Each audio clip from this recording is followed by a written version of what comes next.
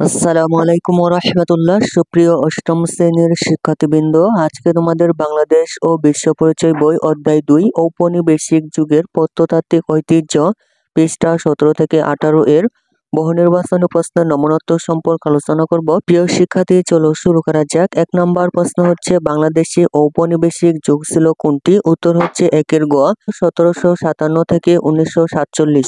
2 নম্বর প্রশ্ন হচ্ছে, সোনারগাঁও এর পানাম নগরটি ছিল উত্তর হচ্ছে দুইয়ের গ, 1-2। 1 নম্বর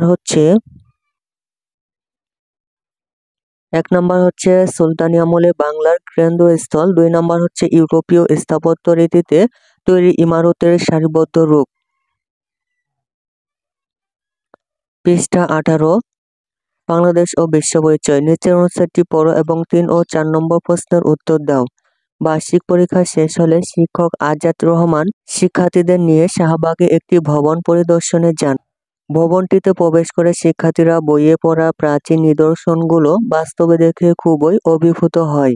3 নম্বর প্রশ্ন হচ্ছে, আজাদ সাহেব শিক্ষার্থীদের কোন ভবন পরিদর্শনে নিয়ে যান? উত্তর হচ্ছে 3 বাংলাদেশ জাতীয় জাদুঘর।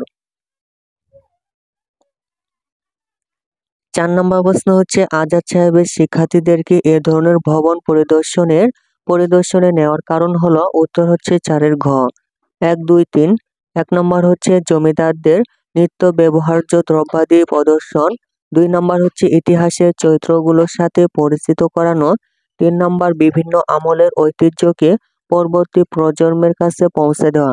প্রিয় শিক্ষার্থী, পরবর্তী সৃজনশীল প্রশ্নের নমুনোত্তর পেতে চ্যানেলটির প্লেলিস্ট দেখতে পারো। প্রিয় শিক্ষার্থী, অন্যান্য সকল বইয়ের নমুনোত্তর পেতে চ্যানেলটি এখনই সাবস্ক্রাইব করে রাখতে পারো। ধন্যবাদ।